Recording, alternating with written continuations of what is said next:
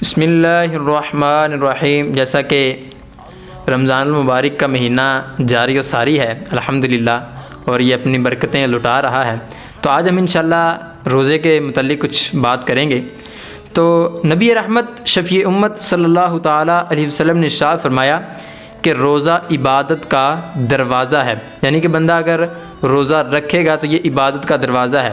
اسی طرح رمضان یہ رمز سے بنا ہے، جس کے معنی ہے گرمی سے جلنا، کیونکہ جب رمضان کے نام قدیم عربیوں کی زبان سے نقل کیے گئے تو اس وقت جس قسم کا موسم تھا اس کے مطابق مہینوں کے نام رکھے گئے۔ اتفاقاً اس وقت رمضان المبارک کا مہینہ سخت گرمیوں میں آیا تھا، اس لیے اس کا نام رمضان رکھا گیا۔ یعنی کہ یہ جو رمضان المبارک اب تو الحمدللہ سردیوں میں آ رہا ہے آہستہ آہستہ، جب یہ رمضان المبارک کا نام رکھا گیا تو اس وقت یہ گرمیوں میں آیا تھا، تو اس وجہ سے رمضان اس مہینے کا نام رکھا گیا۔ مفسر شہیر مفتی احمد یار خان نعیمی رحمۃ اللہ تعالیٰ علیہ فرماتے ہیں کہ جب مہینوں کے نام رکھے گئے تو جس موسم میں جو مہینہ آنا تھا اسی کے حساب سے اس کا نام رکھ دیا۔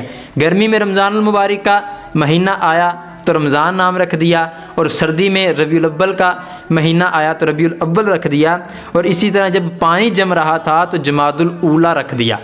تو یہ مفسر شہیر مفتی احمد یار خان نعیمی رحمۃ اللہ تعالیٰ علیہ نے ایک قول ذکر کیا۔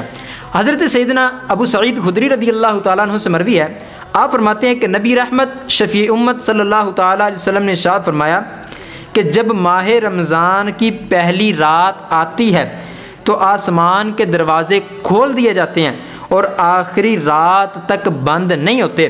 اسی طرح آپ فرماتے ہیں کہ جو کوئی اس ماہ مبارک کی کسی بھی رات نماز پڑھتا ہے تو اللہ تعالیٰ اس کے ہر سجدے کے عوض یعنی بدلے اس کے لیے 1500 نیکیاں لکھ دیتا ہے۔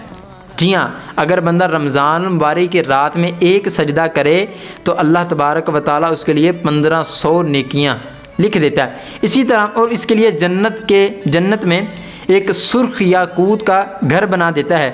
پس جو کوئی ماہ رمضان المبارک کا پہلا روزہ رکھتا ہے تو اس کے سابقہ گناہ معاف کر دیے جاتے ہیں، اور اس کے لیے صبح سے شام تک 70,000 فرشتے استغفار کرتے رہتے ہیں۔ جو بندہ صبح روزہ رکھتا ہے تو صبح سے لے کے شام تک 70,000 فرشتے اس کے لیے دعائے مغفرت کرتے رہتے ہیں، اس کے لیے استغفار کرتے رہتے ہیں۔ اور رات اور دن میں جب بھی وہ سجدہ کرتا ہے تو اس کے لیے ہر سجدے کے بدلے جنت میں ایک ایسا درخت عطا کر دیا جاتا ہے کہ جس کے سائے میں اگر گھوڑا 500 برس تک چلتا رہتا ہے۔ تو یہ روزہ دار کے لیے خوش قسمتی ہے کہ الحمدللہ ہمیں یہ رمضان المبارک کا مہینہ بھی اللہ تبارک و تعالیٰ نے ایک بار پھر نصیب کیا۔ اللہ تعالیٰ سے دعا کرتے کہ مولا اس مہینے میں ہمیں زیادہ سے زیادہ سجدہ ریز ہونے کی توفیق عطا فرمائے، آمین بجاہ نبی الامین وصلی اللہ تعالیٰ علی خیر خلقہ محمد و صحبہ اجمعین۔